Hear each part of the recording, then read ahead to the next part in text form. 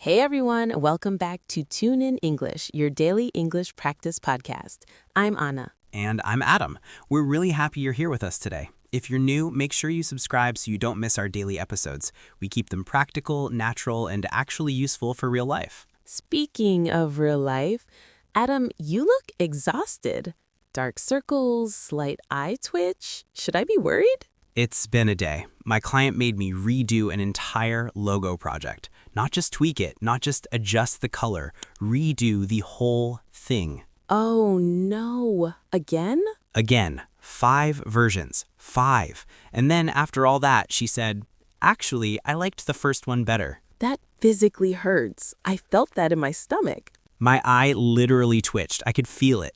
You know when you're trying to stay professional on Zoom, but inside you're screaming? That was me. I admire your self-control. And this is the best part. She had her assistant send me the feedback, not even directly. She had her assistant send it? Yep. And then Jake called me to hang out, and I told him the whole story, and he just said, man, you should let it go. He told you to let it go?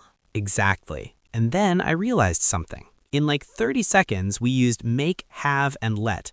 And I thought, wait, did I even use them correctly? She made me redo it. She had her assistant send it. Let it go. What's the actual difference? That is the perfect introduction to today's topic. Wait, seriously? Yes. Today we're talking about how to use make, let, and have in everyday English conversations.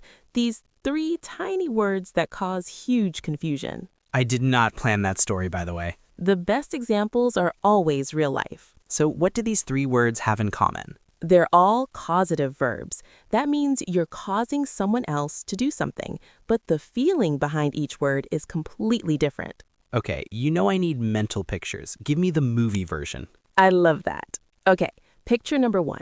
Make is like a boss slamming their fist on the desk. Boom, strong energy. Intense. Make means force or strong pressure. The other person doesn't really have a choice. When you said, my client made me redo the logo, it sounds like you had no option. I really didn't. I mean, technically I could have refused, but then I wouldn't get paid, so not really a choice. Exactly. That's the feeling of make. Okay, what about let? Let is the opposite image. Picture a parent opening a gate for a child. The gate was closed, now it's open. Permission. So gentle. Let means to allow someone to do something they already want to do. So when Jake said let it go, he meant allow the frustration to leave. Yes, give your anger permission to walk away. That's kind of poetic. English can be poetic. Now, have is different. Picture a manager at a meeting with a clipboard, calm, organized, delegating tasks. Ah, the professional vibe. Exactly. Have means to arrange for someone to do something, not forcing, not giving permission, just organizing. So when I said she had her assistant send me the feedback, it means she arranged it. That's the assistant's job. Perfect. So, make is force, let is permission, have is arrange. That's the core system. Why did no one explain this clearly when I was learning grammar terms in school? Because sometimes grammar books forget to explain the feeling behind words, but feelings matter in English. That's true. You can feel the difference. Let's go deeper, starting with make. Remember, force, pressure, no choice. Grammar pattern first. Make plus person plus base verb. No to. So it's she made me redo it, not she made me to redo it. Exactly. No to. That's one of the most common mistakes learners make. Good to know. Give me more examples. The movie made me cry. So the movie forced tears out of you. You didn't decide to cry. Right. It caused an emotional reaction. Sad songs make Lily cry every time. Perfect. She can't control it. What about positive emotions? Absolutely. You make me laugh all the time. I try my best. You don't force me in a negative way, but your jokes cause laughter. The reaction is automatic. So make is often about reactions you can't control. Yes. The noise made me jump. The surprise made her scream. The spicy food made him sweat. Oh, that's relatable. Spicy ramen makes my face turn red instantly. See? No choice. Your body reacts. What about literal force, like authority? Great question. My boss made me work overtime. The teacher made the students rewrite their essays. My mom made me eat vegetables. Every kid understands that sentence. No choice, strong pressure. And now, what about this sentence? What made you decide to become a designer? That doesn't sound like force. Good observation. It's still about cause. What caused you? What pushed you in that direction? It doesn't have to be aggressive. So make is always about some kind of push, strong or soft. Exactly. There's always cause and effect. I like that. Push equals make. Yes, and here's something important. Sometimes make is part of fixed phrases. For example, make a decision. That doesn't mean you're forcing someone. Right. It means you're creating or producing the decision. Same with make a mistake. I make mistakes when I cook. You burn eggs. Every time. The smoke alarm makes my heart race. And there it is again. The alarm causes the reaction. So listeners, think about this. What made you start learning English? Was it your job, travel, movies, love? That's such a powerful question. Think about the cause. What pushed you to begin? Okay, I feel solid about make. Good. Now let's move to let. Permission mode. Open gate. Same grammar rule. Let plus person plus base verb. No to. So it's let me help you, not let me to help you. Correct. Very common phrase. You hear it everywhere. I say, let me think about it when I need time. Exactly. You're giving yourself permission to think. Or buying time politely. Also true. Now, Lily lets me choose the restaurant on Fridays. That means she gives me permission to choose. Yes, I want to choose. She allows it. That feels nice, no pressure. And here's another one. My parents never let me stay out past midnight. Ooh, that one feels strict. But notice it's still about permission. You wanted to stay out, they didn't allow it. Right, they didn't force me to stay out, they just didn't open the gate. Exactly. What about let someone go? That can mean release someone, or it can be a polite way to say fire someone. Like, the company let him go. That sounds softer than they fired him. It does. English often softens negative news. And let it go, like Jake told me? That means allow the negative emotion to leave your mind. Stop holding on to it. I'm still working on that. It takes practice. One I use in emails all the time is let me know. Perfect example.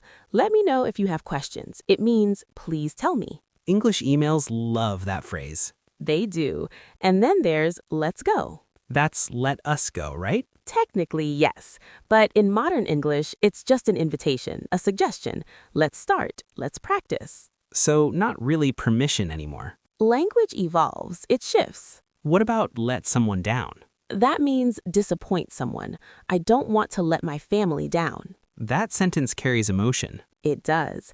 There's pressure there, but it's emotional permission or failure to meet expectations. I've definitely felt that before. Most people have. Okay, I feel like let is clear. Open hand, permission. Good. Now, have, manager mode, handshake energy. Same structure again. Have plus person plus base verb. I'll have my assistant call you. Perfect. You're arranging it. Not forcing, not asking permission, just organizing. Exactly. It's common in professional or service situations, like she had the mechanic fix her car. She arranged the repair. That's the mechanic's job. Yes.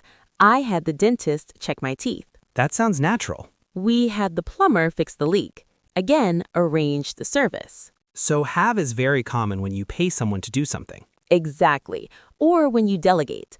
I had my students work in pairs. You organize the activity. Right. It's part of my role as a teacher. Okay, this is starting to click. Good, because next we're going to compare all three directly in the same situation so you can really feel the difference. Oh, I love comparison mode. Okay, comparison time. Same situation, 3 different feelings. Let's imagine your sister Sarah is visiting the city. I love when Sarah visits. She's adventurous, but also slightly dramatic. Perfect. Scenario 1. You made Sarah try the spicy ramen place. That means I forced her. She said it looks too spicy, and I said, no, you have to try it. Exactly. There's pressure. Maybe playful pressure, but still pressure. She didn't really have a choice. She's texting me later saying my mouth is on fire. That's the energy of make. Now, scenario 2. You let Sarah choose the restaurant. That feels totally different. She says, "Can I pick tonight?" And I say, "Sure." You opened the gate. She wanted something, you allowed it. I'm the supportive brother in that version. Exactly. Now, scenario 3. You had Sarah book the hotel. That means I arranged for her to do it. Maybe she's better at finding deals. Yes, you delegated the task. No force, no permission dynamic, just organization. Wow, same situation, totally different emotional energy. That's why these words matter. They change the feeling of the sentence. Let's try a workplace example. Go for it. The boss made everyone stay late. That sounds painful. No choice. People wanted to go home. The boss let everyone leave early on Friday. That sounds generous. The boss gave permission. The boss had the intern prepare the presentation. That sounds normal. It's the intern's job, delegation. So make is like a closed fist, Let is an open hand. and have is a handshake. That metaphor works beautifully. Closed fist, open hand, handshake. I'm never forgetting that. Good. Now let's talk about common mistakes because this is where learners get confused. Show me the grammar disasters. Wrong sentence. She made me to go to the store. I already know. No to, it's she made me go to the store. Correct. After make, let, and have plus a person, you use the base verb. Okay, another wrong one.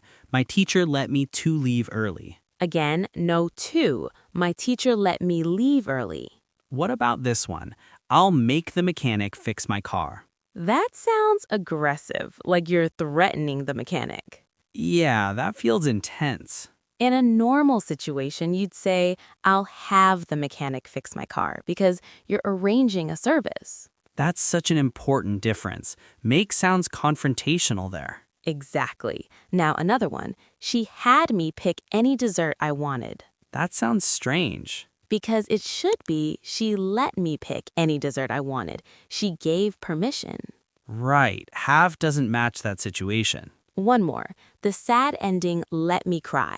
That should be the sad ending made me cry. The ending caused the tears. Perfect explanation. You didn't ask permission to cry. The moving pushed the emotion out. I love how much these tiny shifts change meaning. English is subtle like that. Okay, quiz time. Rapid fire. I'm ready. The teacher blank the students leave early because of the snow. Let, she gave permission.